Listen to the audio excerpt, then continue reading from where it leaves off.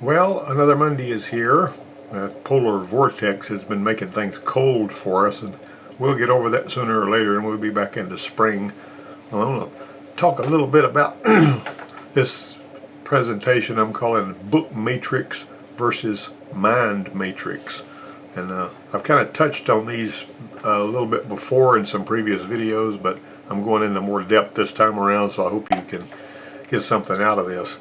Sometimes whenever we were I learned to use trouble trees in shop manuals back in 1981. I went to General Motors School on computer command control, which was the feedback carburetor, and General Motors was really a tremendous believer in these trouble trees.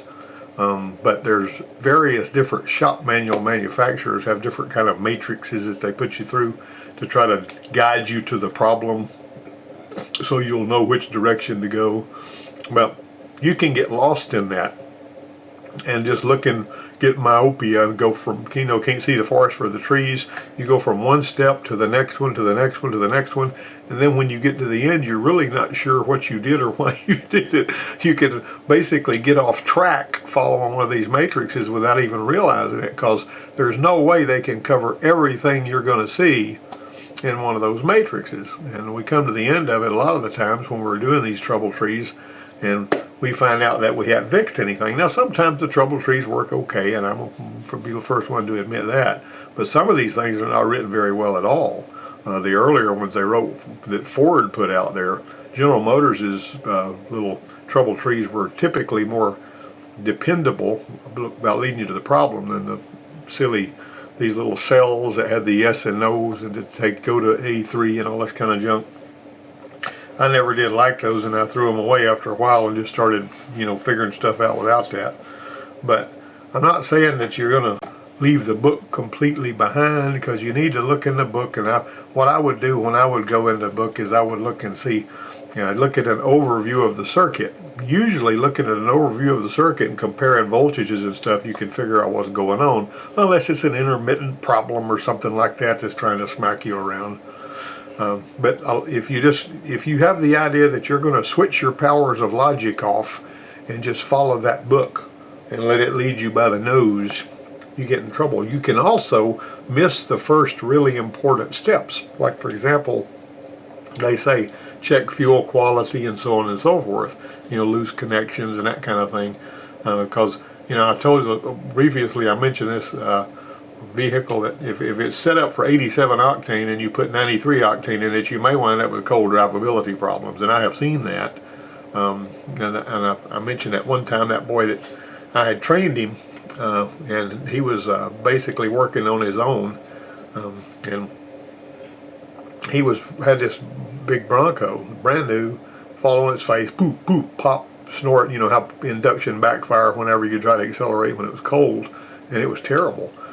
And he fought with that thing, cleaned the injectors, did all kinds of stuff with it for about 2 or 3 hours, and we were talking about it, and I says, what you need to do is go out to the service writer, and you need to ask him what kind of fuel that vehicle is using. The customer was waiting on it. And I says, don't ask any leading questions, just ask them what kind of fuel they're using. I bet you they're using premium gas. And so he came back and said, yeah, they said they're using premium gas.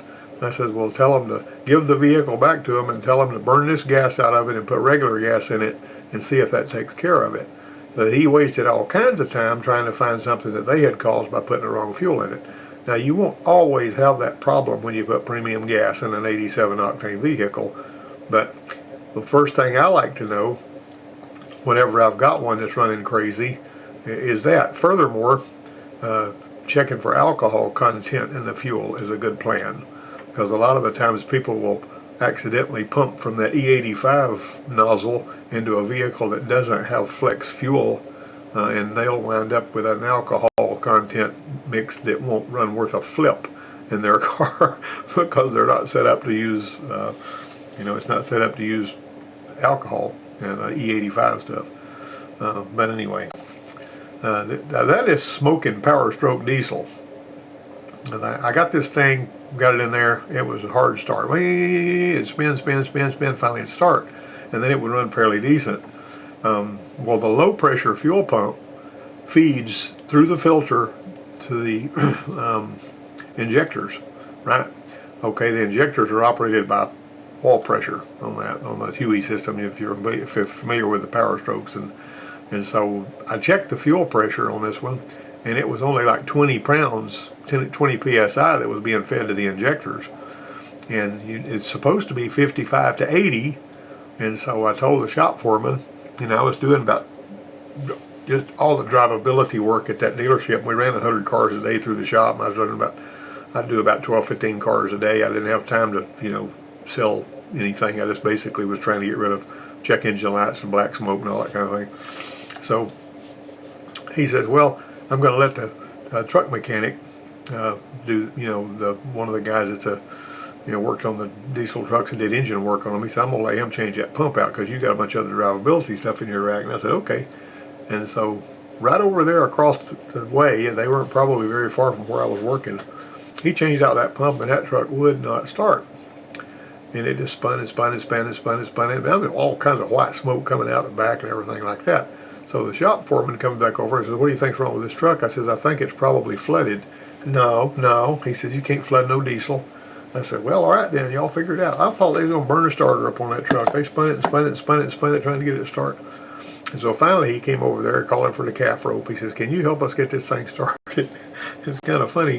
While I looked at it, Adaptive Learning had jacked up the control oil pressure on those injectors.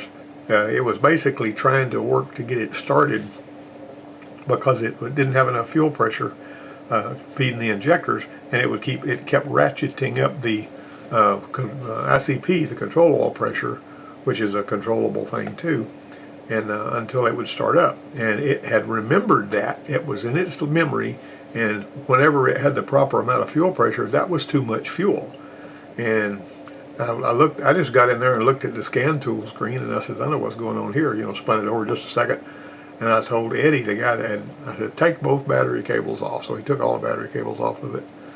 And so the shop foreman says, tell me again how you can flood a diesel. I said, if you put enough fuel in there, you're going to cool it down. It's not going to fire.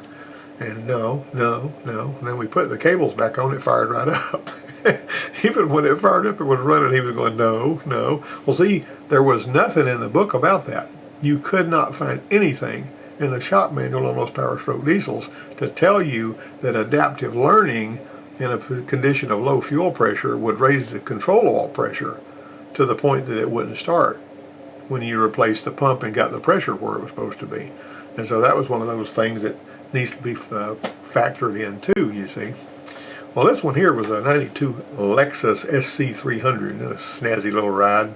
Had a 3-liter engine, that little straight six, A340E transaxle. It was blowing gasoline mist out the tailpipe. Well, according to the owner, it'd been at about half a dozen shops or so. None of them had been able to do anything except replace parts and make suggestions, and that was an experience that will deplete a bank account in short order. And it was running. You could have thrown a match at the gasoline mist that was coming out of the tailpipe, made a nice little pyrotechnic display like a flamethrower. It had that much gas coming out of there. It was just terrible. And he had purchased a $500 used throttle body for this Lexus from a salvage yard and installed it himself. He told me he had spent $4,000 on this thing. At shops and buying parts himself from salvage yards and all that. And you can see this throttle body here. This is an actual picture of it. This throttle body came from a salvage yard because you can see the paint marks on the components here, Now the reason this thing has got 2 throttle plates, it had a throttle plate here and it had a throttle plate here, was because it had traction control. Now some of your Mark 8 Lincolns had that. What they would do, if you were spinning the wheels, it would use this top throttle plate to close off some of the air where you weren't able to give it as much throttle. That's why I had 2 throttle plates. Not all of these had the traction control function. You can actually look at some of them and they only had one. See, it's a TP sensor for the, got one TP sensor for each throttle plate and all that. That's an interesting thing. This is your idle air control right here, I believe. But anyway. So, bill after bill after bill. He had all kinds of bills and all kinds of parts he had put on it. And he was a really nice guy. I like this guy. And we worked on his car 2 or 3 times for various different things.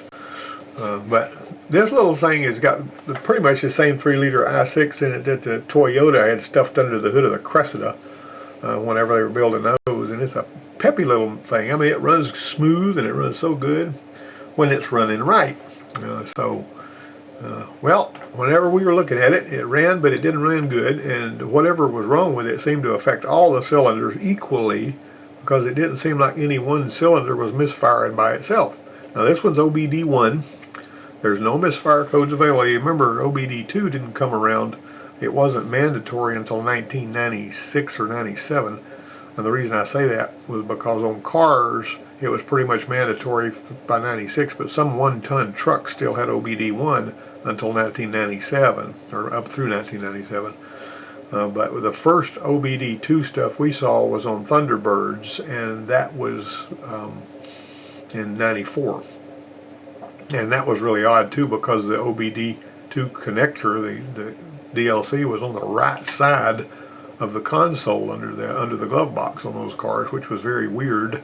And so the EPA said, no, it's got to be on the other side, and so Ford moved it back to the other side.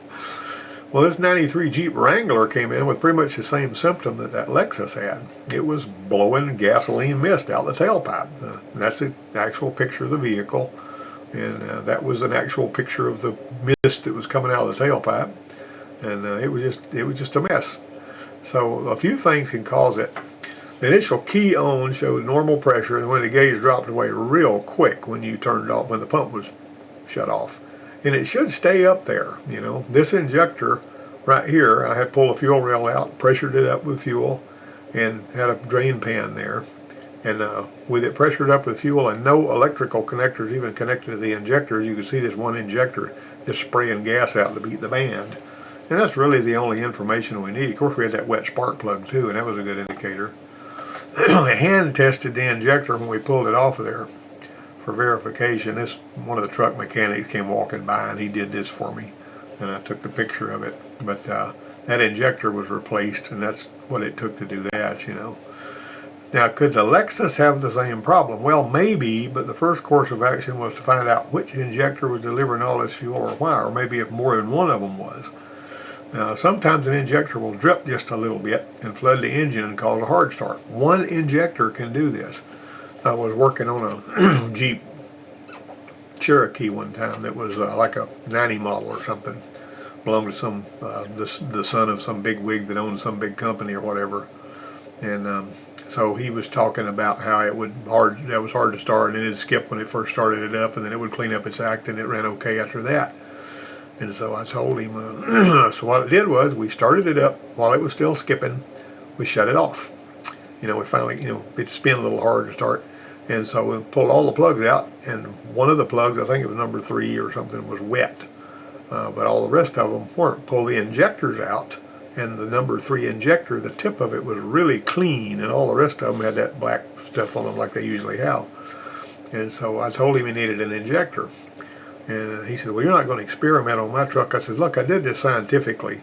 I said, I'm not just throwing something at your truck. I said, I've narrowed it down, and I know for a fact it needs this particular injector. And so we went ahead and put that injector in there and cleaned up its act, and the truck was fine, after all that. And I'd seen, the first time I ever saw this was on a Thunderbird. And this guy came in and says, usually whenever I first got this car, it's like a 87 Thunderbird or something like that. He said, it was a V6 in it. He said, I could just breathe on the key and it would fire up. He said, now I have to spin the thing for 30 seconds before it'll ever start. And I said, that's interesting. And initially I didn't really know what to do about that, but I got to digging into that. And when I pulled the fuel injectors out, in other words, all the injectors came out with a fuel rail. 3 of the injectors on that one were dripping fuel. And when it drips fuel, it puddles up in the intake. When you crank it up, that wet fuel that's puddled up in the intake will just go through there and wet spark plugs until they dry off. It won't start up. Or sometimes, one of them will be wetter than the other ones, but one dripping injector can cause the whole engine to start hard, and you find it by looking at the plug. But you remember, if you switch it off while it's still skipping, then the spark plug will tell the tale. Now, if it skips and then it cleans up its act like that, and you pull it out and it's got steam coming off of it, then you've got water going into that cylinder from a blown head gasket or a cracked head or something. I've seen that too. Well, what we got to determine here is whether the PCM is making the decision to put too much fuel in there, or if it's coming from somewhere that the PCM doesn't have control of. See, if the PCM doesn't have control of the fuel that's going in there, then it's going to cause issues. If you pull the vacuum line off of the fuel pressure regulator, you know, some of these little fuel pressure dampers have got vacuum line connected to them too, and the damper is basically just another little diaphragm that's not the fuel pressure regulator. It's a diaphragm that keeps the injector pulses from making sound that you can hear. They want everything to be quiet. Without that pulsation dampener, you might hear the fuel pulsing through the lines, and the lines bouncing and, you know, bumping the bottom of the car and all that, and they're just trying to keep that from being noisy is what it amounts to. But if I pull that vacuum, and I've seen these things, these fuel pressure regulators leak so bad that they would put so much fuel in there that it would hydraulic lock the dadgum motor whenever it would put so much fuel in, you know, the cylinders nearest to this vacuum port it would be pulling gas into the intake. It would run down past those valves and fill a cylinder up. When you go to start it, it would go whoop, and it would just stop, you know. And if you kept trying to start it, you could bend a rod. I mean, it was just terrible. And them little regulators, you know, they don't fail like that a lot. They can also fail. The older ones did. The later ones were stainless steel typically. But some of the older fuel pressure regulators, you could have normal fuel pressure, and you could bump that regulator just a little bit with your knife or something, or your little screwdriver handle, and that fuel pressure would shoot up to over 100 pounds. See, and that would make it black smoke. But it typically would not make gasoline steam coming out of the pipe. Neither would the saturated carbon canister. Now, typically what a saturated carbon canister will do, particularly on the newer ones, they'll start purging the carbon canister even when you're sitting there idling with it in gear. If somebody's been packing a gas tank and fuel has made its way in there where it saturated the carbon canister, when it starts purging the carbon canister, it can actually cause the engine to almost stall because of a whole lot of extra gas is going in there. And then the idle speed control will try to take over, and it can actually make the vehicle lunge ahead to the point that you can almost hit the car in front of you. So if you got one that just suddenly will have a little bit of a rough idle problem, you look at the scan tool and you watch the canister purge, and if it starts purging the canister and the engine acts like that, tell the customer to quit packing their gas tank. Yes, one lady called me about this on her, either that or came to the write-up area, and she was talking about her Windstar was doing that.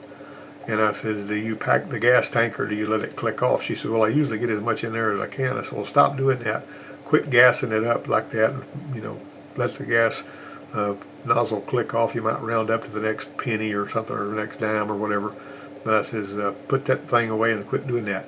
And when she reported back to me, she says, well, when I quit packing my gas tank, I stopped having those problems about it almost dying and then lurching ahead, Now, in the olden days, canister purge only purged when you had your foot on the gas and it was actually teed into the EGR line, so that when your EGR was flowing, you also were purging the canister, which was kind of an interesting thing that they did. Well, this 92 Lexus symptom chart, don't you just love these?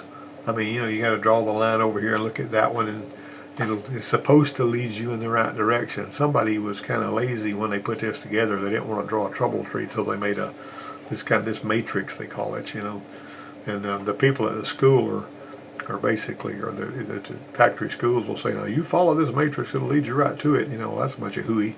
I found that out. And I went to several of those factory schools.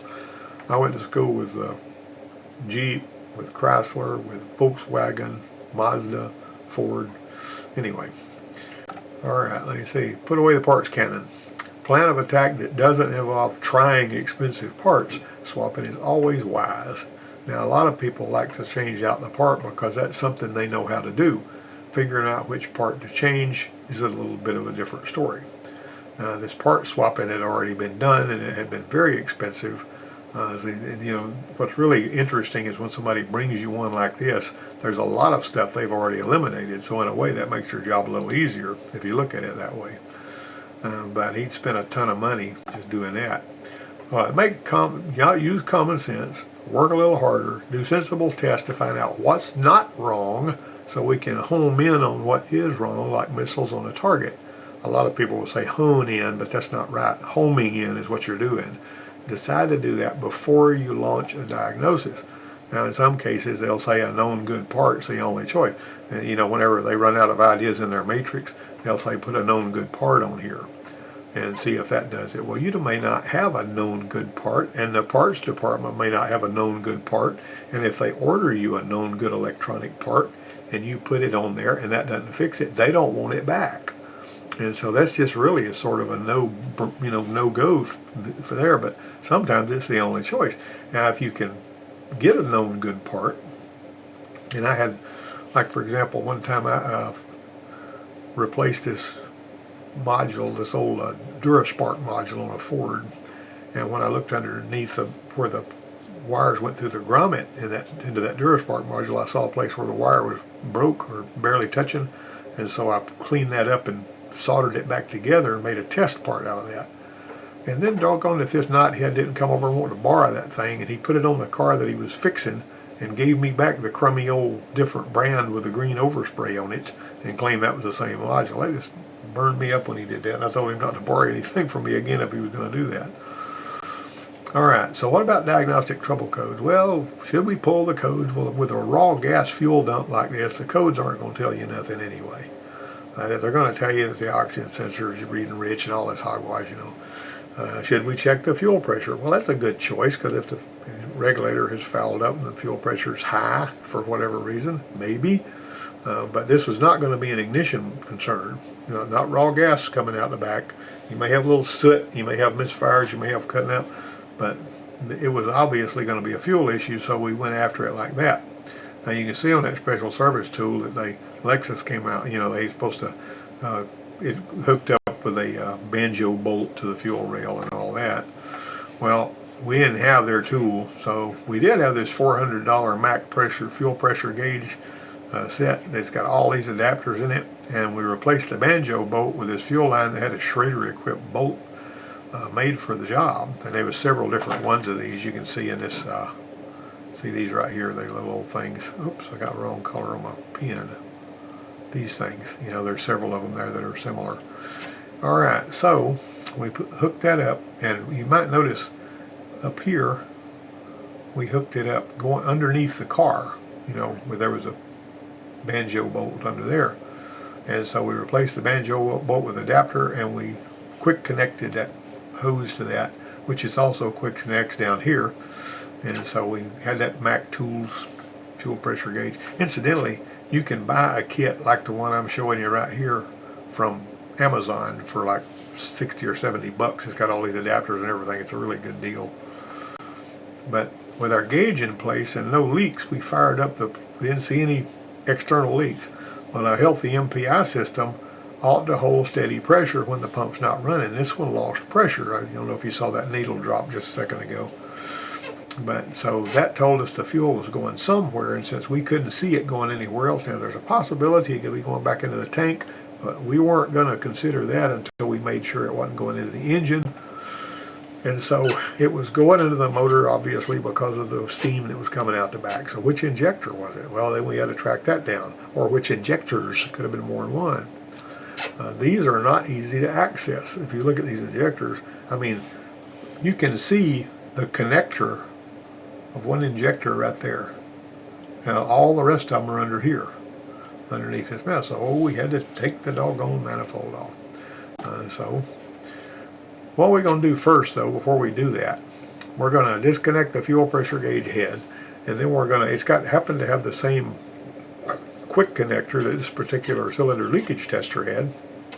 And the cool thing about the cylinder leakage tester, it has got a air pressure regulator that you can adjust, so that you can adjust it to how much pressure you're putting into this thing. This also works really good if you'll stop up the crankcase vent and the PCV place where it goes in, and you can pressure up the crankcase with about 15 psi of air pressure and find oil leaks that way.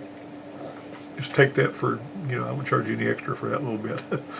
Well, the cylinder leakage tester got that thing. All we had to do was listen. When we had that fuel system pressured up with 40 pounds of air pressure, it didn't hurt a dadgum thing. There was no danger there. There was no chance we were going to mess anything up.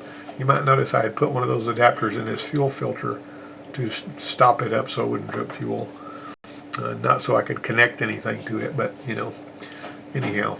So we got that to 40 psi, and we couldn't access the injector. We did hear it hissing air. It was hissing air into the intake. You could tell. Shh, you could hear it going in there, echoing throughout the intake manifold.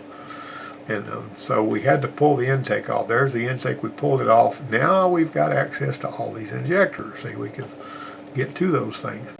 Well, I homed in on the injector by disconnecting them one at a time, just for the heck of it. If it had a bad injector like the Jeep did, disconnecting them wouldn't stop it from hissing. But it turned out that when I disconnected number 4, the hissing stopped. That meant the injector was not the problem, but it was just opening up because it was being told to open up by the power and ground that was being delivered to it.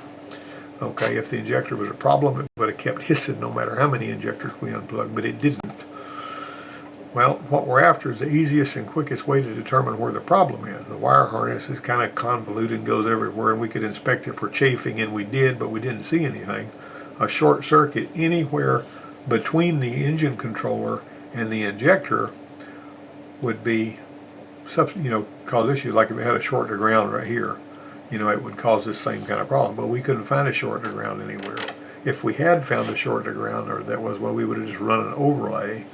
In other words, we would have got another wire, and we would have run it, cut this wire out. We'd have run it back like this and then tied it in there, and we would have clipped that wire out of there.